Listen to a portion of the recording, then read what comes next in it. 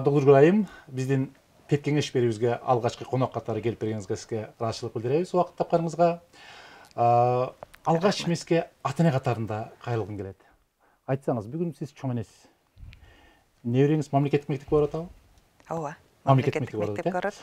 Кийинкиси барат, эми барат, бирөөсү барат. Мамлекеттик мектепке барат, э? 3-класста. Мындай канааттанып атасызбы? Мындай кызматтык адам эмес, чоң эне катарында. Эгерде салыштырмалуу биздин учурдагы балдарга караганда мен абдан канааттандым. Анткени көп маалыматты мектептен тышкаркы жерден алып атышат. Демек сиздер билимдүү коомдун мүчөсү катарында, чоң эне катарында мектепке чейин абдан көп кружокторго, өнүктүрүүчү курстарга бердиңиздер. Бирок тилекке каршы бүгүнкү күндө ата-энелердин баардыгы эле анын баркына бара албайт, же болбосо ушундай бир ага карашат керек. Байлар алып барат деген кандай дейсиз бул? Жок, буга бар болгону убакыт жана балага багытталган мээримдүү мамиле керек да. Айрыкча мен балдарга сөзсүз түрдө орусча айтканда установка же эрежем бар. Эң биринчи иретте мына кичүү неберем 5-те. Өзүбүздүн санариптик түндүк реформасынан өзү каалаган мектепке бара албай калды да. Анан айтып атам эл катары барасың деп. Өзүм кызым өзүмө ата-эне катары претензия жасап атат. Бул нормалдуу процесс деп атам. Демек кажерде өзү учету кажерде болсо ошол жерге барат. Сөзсүз.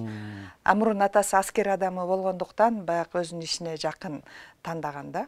Ушунчалык азыркы балдар билимдүү, мектепке келе электе эле анын алисасы бар. Алисасы менен тим эле күндүн, айдын, суунун ошондой эле мен дайым белек китеп берем. Анан ошонун ичинде мындай өзүбүздүн эрежебизде ошол сөзсүз түрдө мага китептен бир жаңылыктарды айтып бериш керек. Мен болсо азыр эми көп убактым жок, айлык алганда сөзсүз түрдө аларды прогулка алып барам. Биринчи эрежем китеп магазинде, китепти тандайсыз, андан кийин силердикин тандайм деп айтам. Анан ошондо мен биринчи Алиса десе мен айылга алып кетем да көп учурда. Анан Алиса оюнчук экен, оюнчугу деп кыз деп ойлосом, ал Алисасы суктабайм дейт. Алисасы эмне десем, кичинекей эле мындай томолок бир устройство берди. Анан ошондон жомок ыр укмайынча уктабайт. Менден кыйын билет. Демек, мени сынайт. Баланы мектепке чейин эле өзүнүн гаджети, интерактивдүү мамиле кыла турган бир гаджет пайда болду. Сөзсүз. Биздин үйдө мен дайым айтам, эң чоң орун баланын өнүгүүсүнө арналат деп. Өзүм балдарым менен дагы эрежеге көнгөн, чоң абойлордун этегинин баарын грифельный доска кылган. Ошол жерде каалагандай чиет, ойнойт, ошо залда ошондой. Эмоциясын баарын билдирет.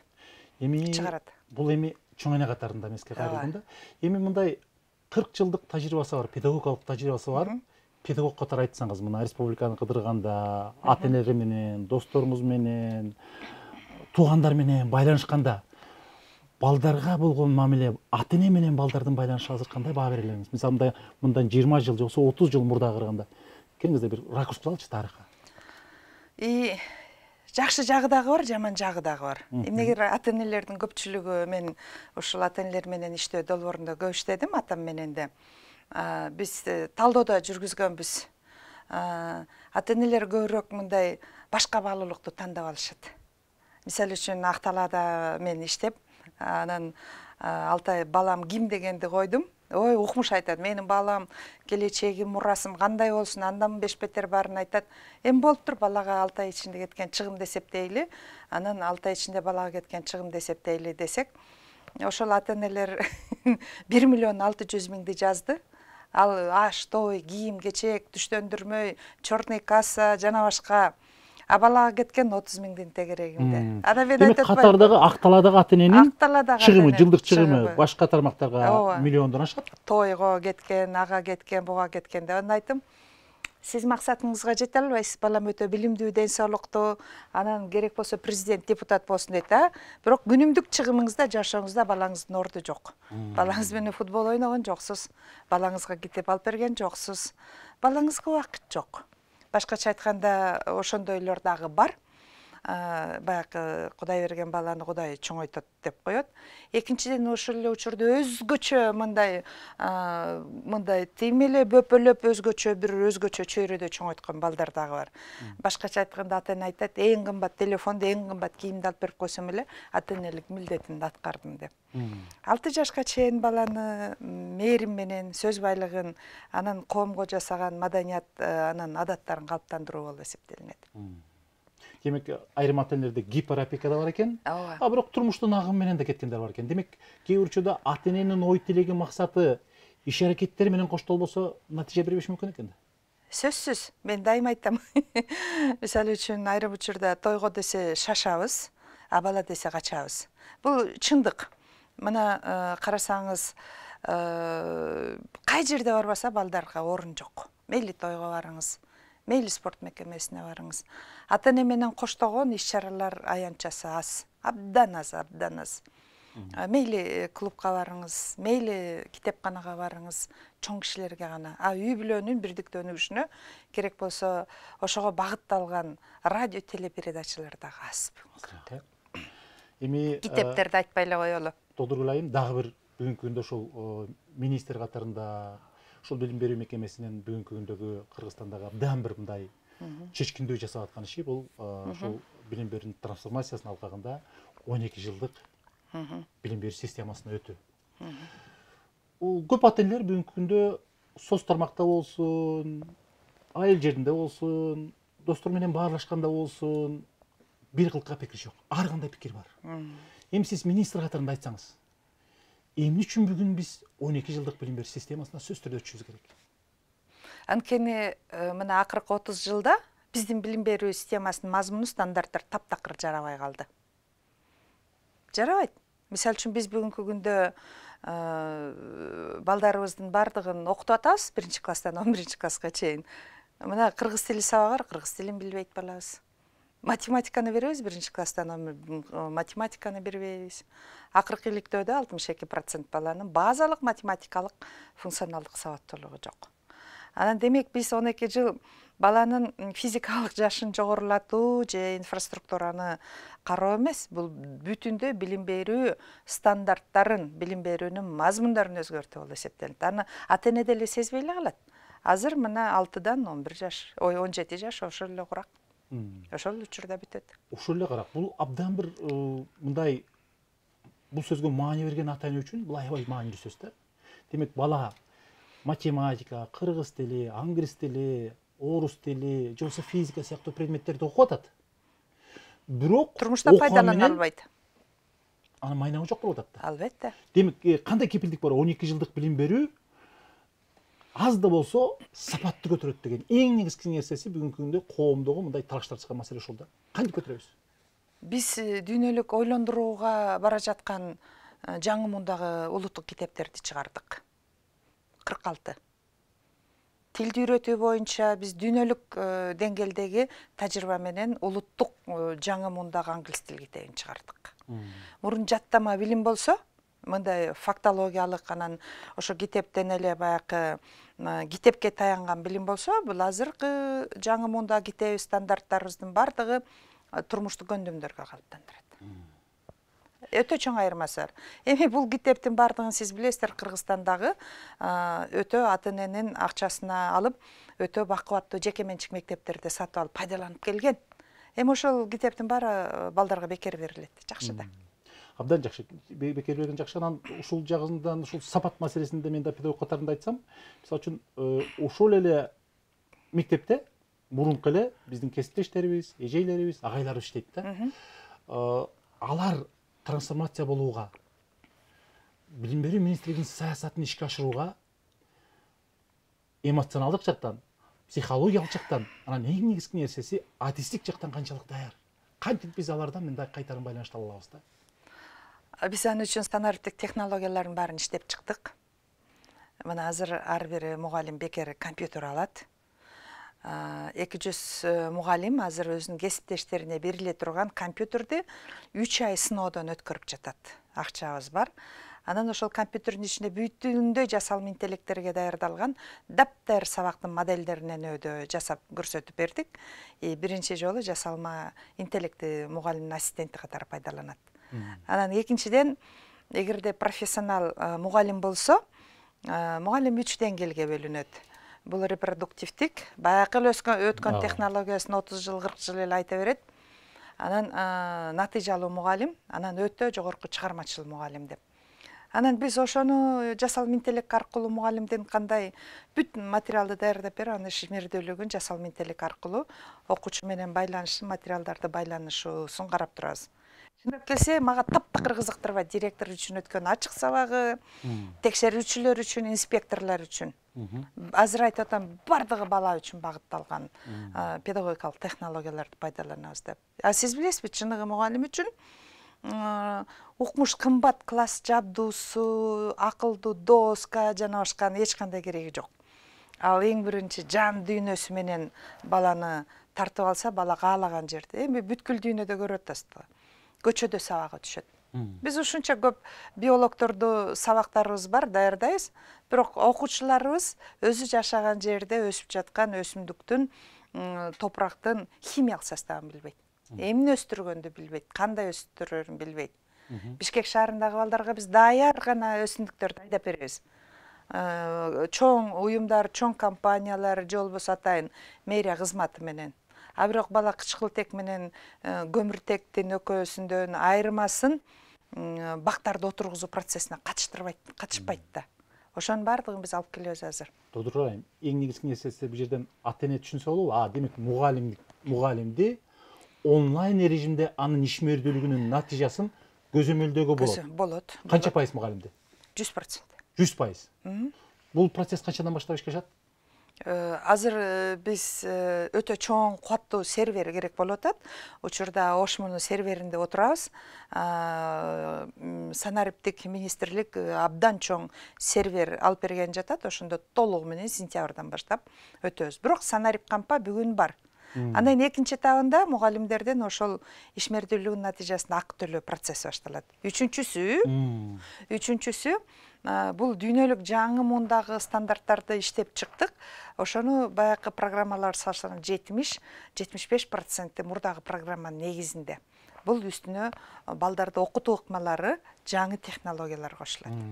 Абдан жакшы. Жанагындай мугалимди көзөмөлдөө, мугалимге көрсөтмөлөрдөн берүүдөн чыкары өзүңүз айткандай, аларды шыктандыруунун элементи. Сөзсүз. Ал кандай ишке ашат? Ошол жөнүндө кичине ата энеге түшүндүрөт этсизби? Шыктандыруу элементи бул жерде мугалим же болбосо ошондо ар бир мугалимдин портфолиосу кирип атат. Бүгүнкү күндө 70 миңге жакын мугалим жазылды. Анын мындан ары ошол мугалимдин ишмердүүлүгүнүн натыйжасына карата мамлекеттик сыйлыкка дагы биз көрүнгөндө сурайбыз, шак эле тиги жерде көрүнүп турат. Окуучу менен кандай баарланыш болуп атат, окуучунун өнүгүү динамикасы ошо предмет боюнча толугу менен көрүнүп турат. Биз жакын арада мугалимдердин ишмердүүлүгүн бул адамдын катышуусуз жүрөт. Албетте, катышуусу жок. Болбосо мен жүздөгөн сабакка катыштым, сиз билесиз да. Анын сабактарга кирсем, ачык сабактар жасалма көпчүлүгү. Мен эмес, окуучулар өзүн бири-бирин тааныбай карап турат да, кийинип алганына. Же болбосо алдын ала даярдап коет, комиссия келет депчи, суроо берелекте эле тапырап балдар кол көтөрөт да. Балага мындай так алгоритм берип коет, Ооба. А бул жерде мисалы үчүн ошол сабактарды бала деле мисалы үчүн жана Санарип кампа түзбөдүкпү? Бүтүндөй сабактардын топтому. Ошол жерден жасалма интеллект эле кайсы сабакта кандай жазып бергенди өтө мындай жаңы келген же технологиядан алыс мугалимге деле үйрөтүп коет. Жеңилдеттик. Абдан жакшы. Догдугум дагы ушул жерде маанилүү маселе. Албетте мугалимдердин өзүңүз айткандай жанагындай ар кандай типтерге бөлүнөт, ишке болгон мамилеси башкача. Кээ бир учурларда айрым реформалык иш-аракеттер мугалимдердин каалабагандыгынан, же болбосо коркуусунан, же болбосо ишке болгон мамилесинен мындай билинип калат, же болбосо тоскоолдук жаралып калат да. Айрым учурда мындай акырын кирип чыгып иштеп турсам болот эле деген мугалимдерге кантип биз аларды шыктандыра алабыз, же болбосо бул ишке процесске абдан жигердүү аралаштыра алабыз да? Биринчиден мугалимдердин баарына бирдиктүү шарт түзүп атабыз. Экинчиден мугалимдердин баарын жаңы предметтер, технологиялар боюнча окутуп жатабыз. Жаңы көндүмдөрдү калыптандырабыз. Үчүнчүдөн жаңы муундагы китептер менен камсыз кылып атабыз. Айрыкча дүйнөлүк стандартка өтүш үчүн так илимдер жана ошондой эле англис тили предмети менен. Төртүнчүдөн ар бир мугалимдин санариптик портфолиосу бар. Анын ишмердүүлүгү сизде телефондо программа барго. Биз Google менен келишим түзгөнбүз. Сиз бул айда кайда бардыңыз, айтып берейинби дейт, Ошол сыяктуу да тиги жерде толугу менен бул айда бул мугалим кайсы жанагы билим берүү сайттарына кирди деп биз анын баарын даярдап беребиз мугалимге, пайдаланды. Анан экинчиден эң кызыктуулугу бул жерде мугалимге баягы өзүнүн билимин өркүндөтүш үчүн жылына 100 сааттык сабактарды өз алдынча окуу программасын илип коебуз онлайн. Үйүндөн отуруп. Баягындай 5 жылда бир курска барасыз деген нерсе жок. алгачынан баштап калат. Мисалы үчүн алгачан ишке ашат. Биз мына сентябрдан баштап параллелдүү курстардын баарын уюштуруп атабыз. Бүт. Ошонун мындай бүгүнкү күндө бир анализи барбы? Ошол жөнүндө айтып кетесизби? Мисалы үчүн айрым мугалимдер билбеши да мүмкүн кантип өтө алат и кандай көрсөткүч болуп атат? Мугалимдердин ошого кызыгуусу канчалык? Мен жакында эле аймактарды кыдырып келип аябай таң калдым. Байкуш мугалимдер деген ушундай байоо, назик, коркок болот да. Анан муктаж болот дайым өнүгүүгөчү. Айрым шылуундар пайдаланып, мугалимдерден 4000 сом жыйнап алып, мисалы үчүн окутуунун интерактивдик ыкмалары деп окутуп атыптыр. Ал келеби программага, өтүп аткандарга, бүгүнкү жаңылыктарга дал келеби, эч ким деле баалабайт. Анан азыр биз ошонун баарын бүт баарын бекер коюп берели дедик мугалим. Толугу менен бекер болот. Анан мугалим жакында биз баалайбыз деп эдикпи, бүт баалоо жүргүзөбүз, ошондо муну сынга алып коюшубуз керек. Кээ бир мугалим окуучу биз буга чейин окуучуну эле баалап келатабыз, жаман баса бүгүн 1-апрелде бүткүл дүйнөлүк PISA сынагынан өтүп атабыз. Анан ошондо биз дайым баланын билим сапаты начар деп келебиз. Балким бизден начарбыз. Балким биз муктажбыз. Ошон үчүн мугалимдердин ишмердүүлүгүн баалоодо предметтик компетенттүүлүгүн аныктайбыз. Экинчиден предметтен тышкаркы компетенттүүлүгүн башкаруу боюнча, санарип боюнча жана башка психология, педагогика боюнча аныктоо жүргүзөбүз. Мугалимди жазалоо үчүн эмес, системалар кандай иштеп атат? Мугалимдердин кесиптик квалификациясын өркүндөтүү системасы кандай иштеп атат? Мугалимдерди даярдоо жогорку окуу жайлары жана атайын орто окуу жайлары кандай иштеп атат? Ошо анан мугалимдин муктаждыгын баарын так аныктайбыз. Абдан сонун. Тодурбайым, бул жерден аябай бир маанилүү маселе. Бүгүнкү күндө ата-эне катарында, анан педагог катарында бир аспекттен ала турган болсок, мектептерде мындай абдан изденген өзүңүз айткандай мугалимдер бар. Кээ бир учурларда изденген мугалим сөзсүз түрдө ата-энеден, кесиптештеринен, балдардан ыраазычылык мындай кесибинен канааттанып жашайт. Сөзсүз. Бирок ошол эле мезгилде кээ бир учурларда кирди чыкты мугалимдер менен кандайдыр айлык акысы жана башка факторлор мындай теңдештирилген бир мамиле болгондугу үчүн алардын ишке болгон мотивациясы шыктануусу кээде мындай аксап калгандай. Ушуну кантип бүгүнкү күндө биз жөнгө сала алабыз? Бүгүн канчалык мүмкүн? Биз азыр албетте азыр жумушчу топ түзүп атабыз бүтүндөй. Анан мугалимдин ишмердүүлүгүнүн натыйжасына карата төлөө системасын иштеп чыгабыз. Бул кайсы жылы ишке ашат? Биз муну азыр мына 25-26 окуу жыл болот, 26-жылы окуу жыл иштеп бүтөбүз. 26 окуу жылдан баштап киргизе баштайбыз этап менен. Демек болжолдуу планыбыз бар. Бир жылда мугалимдердин ишине карата, ишинин натыйжалуулуна карата акы төлөө. Базалык система кала берет, акы төлөө баягы 280 сомдук. Сиз туп-туура айттыңыз, кирди чыкты мугалим деле бар, натыйжа бербеген. Албетте. Анан эгер натыйжа бербей, анын баласынын натыйжасын карап турабыз. Ошол эле учурда ошо баалоо системасын киргизип атабыз. Көз карандысы баалоо системасы менен. Анан ошондой эле баланын билими жогорулаган сайын окуучу мугалимдин айлыгы жогорулай баштайт. Баланын баягы билим көрсөткүчүнө байланат. Демек кандай бир деңгээлде жанагындай ранжированный оплата. Жаңгыз эле баягы бир тиги бала чыкты, бул бала чыкты, бир эле баланын атынан эмес, массалык жетишкендик. Мектептин орточо көрсөткүчү алынат. Сөзсүз. Бул аябай маанилүү да. Себеби мен өзүмө жакпайт. Сиз көрдүңүз го, алтын тамганы алып салдык. Себеби ошол кеп эле алтын тамга олимпиада же орто эмес да. Ар бир бала бул турмушта ошо алган билиминин негизинде ийгиликтүү инсан болуш керек. ошого биз багытталып атабыз. Баса биздин стандарттардын өзгөчөлүгү мына талкууда да илинип турду. Мурун биз кандайдыр бир предметке багытталган ийгиликтерди жаратсак, азыр таптакыр мындай инсандык жолсу билим берүүдөгү баалуулуктарды аныктадык. Ал эң биринчи баягы чынчыл болсун, честный, алдаба, өзүң кудуретиңди пайдалан, коомго зыян келтирбе. Экинчи мекенчил болсун. Өзүңдүн мекендин, үй бүлөңдүн, улуттун, кошунаңдын баалуулугун кабыл ал, аны өнүктүрүүгө, коргоого даяр бол. Сен өзүңдүн экологиялык өлкөңдү, экологиялык абалын сактоого даяр бол. Жаратман бол. Сен баягы бардык өзгөрүүлөргө даяр бол. Балким эртең айрым предметтер берилбей калышы мүмкүн. Эмгек рыногунан ага тиешелүү бир кесип жойулса, аны менен кошо жоголуп кетип атпайбы, туура? Ал мисалы үчүн мына почтальон, бухгалтер көп кесип бүгүн жок. Анын ордуна көп функция. Ошол эле учурда бул этнотолеранттуулук. Биринчи жолу биз билим берүү мамлекеттик стандарты кыргыз жараны концепциясы, улуттук дем, бийиктик оңгу жол доктринасын алкагында. Сиз билесиз, чоң цивилизация дайым майда цивилизацияны жутуп койгонго аракет кылат. Биз ошон үчүн кыргыз эли түбөлүк өзүбүздүн баалуулуктарыбызды сактап калууга, үй бүлөлүктөн баштап ата мекендик баалуулуктарга чейин калыптандырууга предметтер аркылуу аракет кылабыз. Абдан жакшы. Эми бул министрликтин жасап аткан мектеп боюнча көбүрөөк сүйлөштүк. Эми келиңиздер дагы бир ата эненин деңгээлинде, ата эненин күтүүлөрүн, кооптонуулары жөнүндө кичине сүйлөшсөк. Ооба. Мына азыр сиз мен билген боюнча жакында түштүккө жергесине барып келдиңиз. Ооба. Мындай албетте ар бир иштин баягы идеалдуу даярдык, ар бир иш идеалдуу болбойт, сөзсүз. Мындай ата энелердин кандай кооптонууларды байкап атасыз сиз? Ата энелердин көпчүлүгү айтып атат, дагы бир жаш кошулат турбайбы дейт да. Мисалы үчүн азыр балдар 17де бүтүп атса, же 17+, анда 18+ бүтүп калат турбайбы деген кооптонуусу бар. Биринчи кооптонуусу ошол да. Экинчи кооптонуусу жалаң эле эмне чет өлкөгө бара турган балдарды окутабызбы? Жергиликтүү калган балдар эмне болот деп атат. Демек жанагы 12 жылдык билим берүү дегенде бул баягы 9-класска чейин билдеттүү, андан кийин балдар баягы профилдик билим берүүгө көбүрөөк кетет. Бирок биз бул жерде көбүрөөк кээ бир ата энелер ушундай деп атат, 12 жыл бардык балдар окуш керекпи деген кооптонуу турабы? Биз мыйзамды да өзгөртөбүз.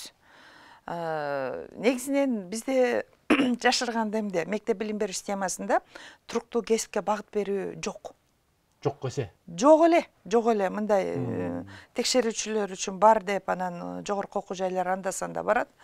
Бирок системалык коштоо жок. Мисалы үчүн айрым азыр адистерге биз кошумча функция беребиз. Мисалы үчүн 7-класстап кесипке багыт берүү иштери башталат. Ошондо тереңдетилүү илим жогорку окуу жай багытына кетесиңби? Тилдик, гуманитардык багытка кетесиңби? Технология, ITге кетесиңби?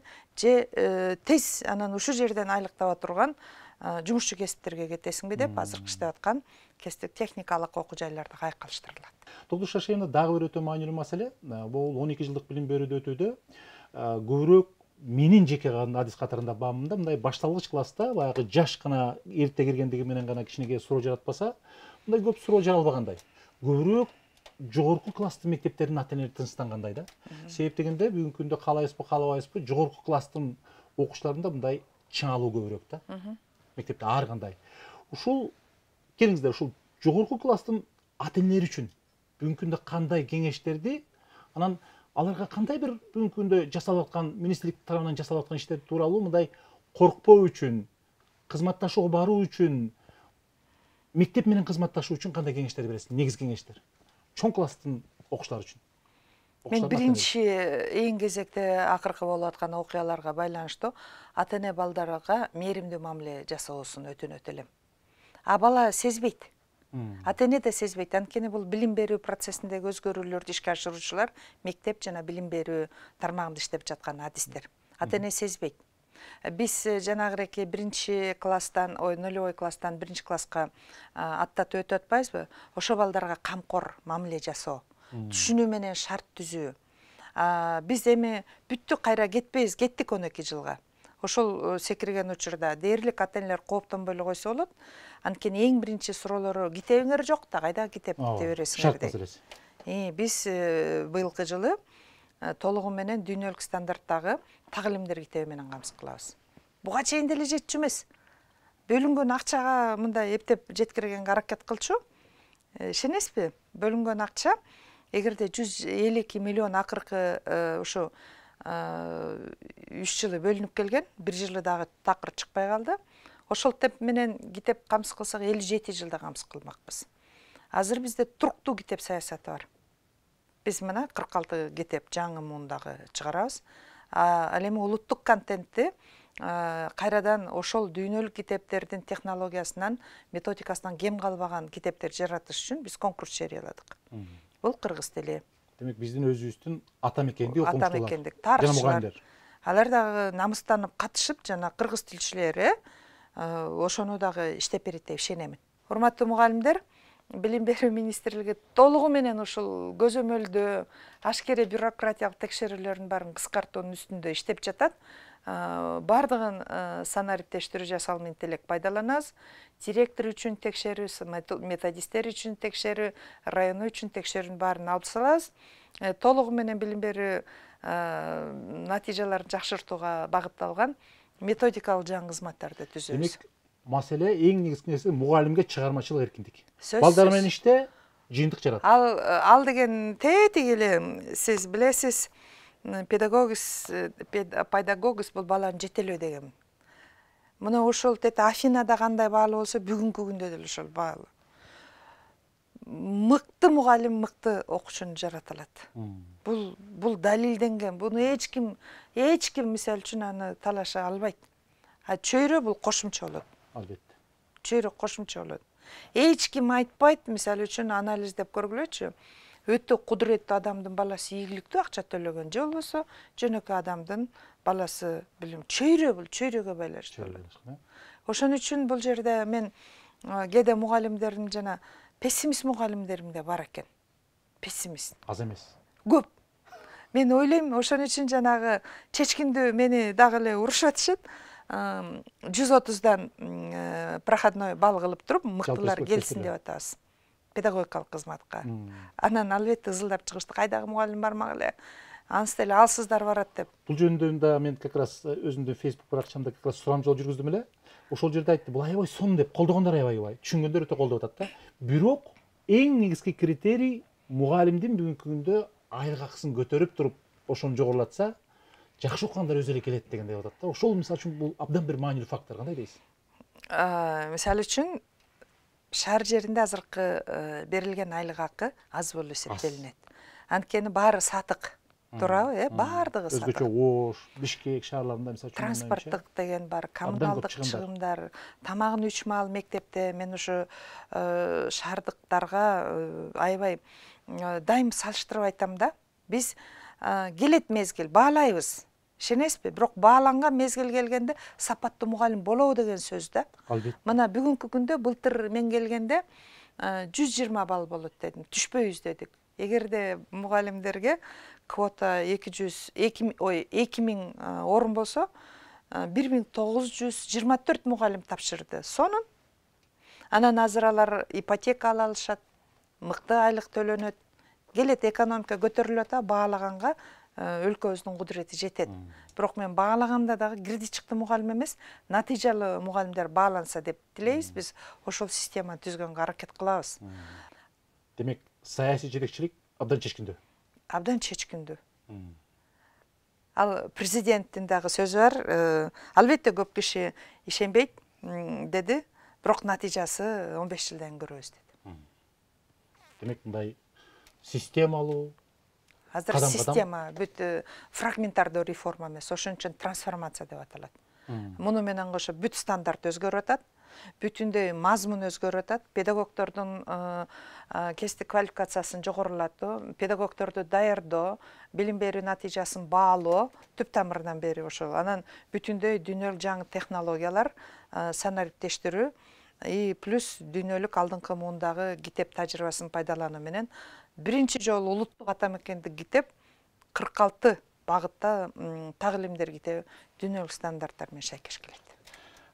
Доктор Байым, кыйынчылык бар. Албетте. Сөзсүз болот. Бул биздин билим берүү системасы, бул аң сезимди ойготуучу, өзгөртүүчү система. бирок эң оор адаттан арылуу бул азап.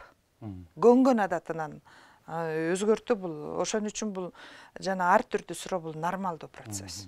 Бирок ар бири билишибиз керек, бул балага багытталган билим берүү системасын өзгөртүү болот. Сизди үч кубандырган нерсе, азыр как раз ушул билим берүү системасына чыккан, анан үч өкүндүргөн, кооптондурган нерсени санап кетсеңиз.